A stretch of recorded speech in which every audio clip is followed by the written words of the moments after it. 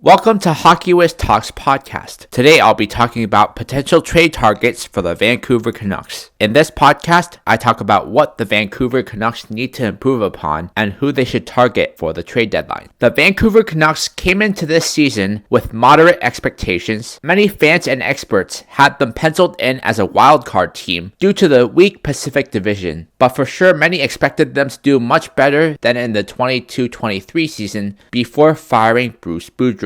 After taking over as head coach, Rick Tocchet had completely turned around this team, turning them from a joke of a team into one of the toughest teams to play against towards the end of last season. Still, there was some doubt about the scoring depth and the defensive depth on the team, because if any of their big guns got injured, Vancouver would be very vulnerable. The biggest key to the season was always going to be Thatcher Demko, who had a miserable first half of the season last year, but turned it around after Tocchet took over the team. The Vancouver Canucks are tied with the Boston Bruins for the best overall record in the NHL, are sitting in first place in the Western Conference, 7 points ahead of the Vegas Golden Knights for the best record in the Pacific. The Canucks have a 33-11-5 record with 186 goals for, second in the NHL, and 127 goals against, fifth best in the NHL.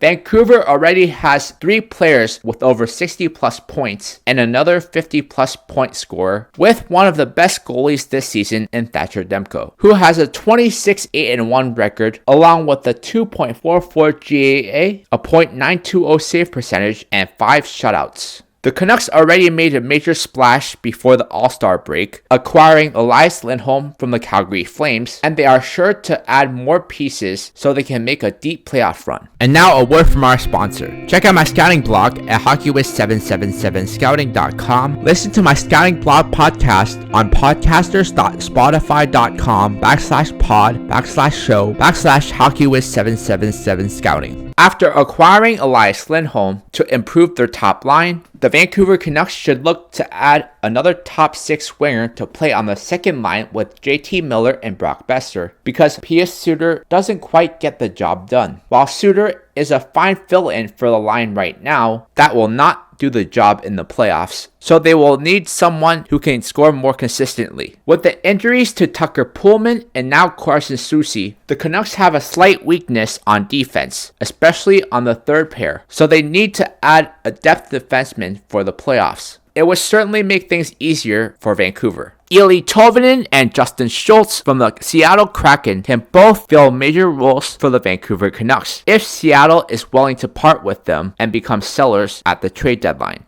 Eeli Tolvanen has enjoyed a breakout year with the Seattle Kraken and would be a perfect complement on the line with JT Miller and Brock Boeser. Justin Schultz is a veteran defenseman with playoff experience and would be an excellent addition on the blue line for the Canucks. Jason Zucker and Josh Brown from the Arizona Coyotes can fill a complementary role on the Vancouver Canucks if Arizona is willing to part with them at the trade deadline. The likelihood of these 2 players being traded is pretty high, as both are UFAs after this season and aren't part of the future for Arizona. Jason Zucker would be a solid top 6 winger to play on the second line with Miller and Boeser, while Josh Brown would be a solid third pair defenseman. Alexander Texier and Andrew Peeke from the Columbus Blue Jackets could fill a complementary role on the Vancouver Canucks. The Columbus Blue Jackets will most likely be sellers at the deadline, so they will most likely try to get the most in return for their free agents, and Texier and Peeke both fall under that category. Texier could play on the second line with Miller and Boeser, while Peeke could be a solid depth defenseman. Dominic Kubalik and Jacob Bernard-Docker from the Ottawa Senators can fill a complementary role on the Vancouver Canucks when the Ottawa Senators eventually become sellers at the deadline.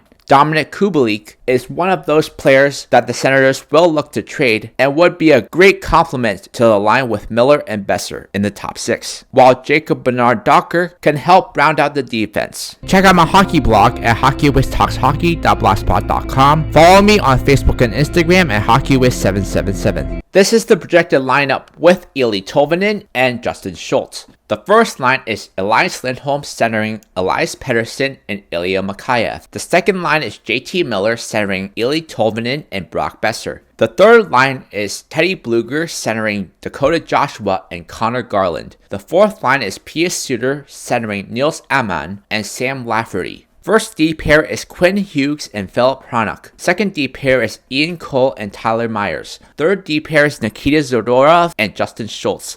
Goalies are Thatcher Demko and Casey DeSmith. This is the projected lineup with Jason Zucker and Josh Brown. The first line remains the same as in the previous lineup. The second line is JT Miller centering Jason Zucker and Brock Besser. The third and fourth line remain the same as in the first lineup. The first and second D pairs remain the same as in the first lineup. The third D pair is Nikita Zadorov and Josh Brown, and the goalies remain the same. This is the projected lineup with Alexander Texier and Andrew Peeke. The first line remains the same as in the first two lineups. The second line is JT Miller centering Alexander Texier and Brock Besser. The third and fourth line remain the same as in the first two lineups. The first two D pairs remain the same as in the first two lineups. The third pair is Nikita Zadorov and Andrew Peeke, and the goalie remained the same as in the first two lineup. This is the projected lineup with Dominik Kubalik and Jacob Bernard-Docker. The first line remains the same as in the first three lineups. The second line is JT Miller centering Dominik Kubalik and Brock Besser. The third and fourth line remain the same as in the first three lineups. The first two D pairs remain the same as in the first three lineups, and the third D pair is Nikita Zadorov with Jacob Bernard-Docker. The goalies are the same as in the first three lineups. Listen to Hockey Whiz Talks podcast on Podbean and Spotify. Check out my travel channel at youtube.com/HockeyWhizTravels. The Vancouver Canucks are already in first place in the NHL, but if they add some pieces at the deadline, they could really make a deep playoff run this season. In my next podcast, I'll be beginning a new series on potential sellers, and that episode will be featuring the Anaheim Ducks.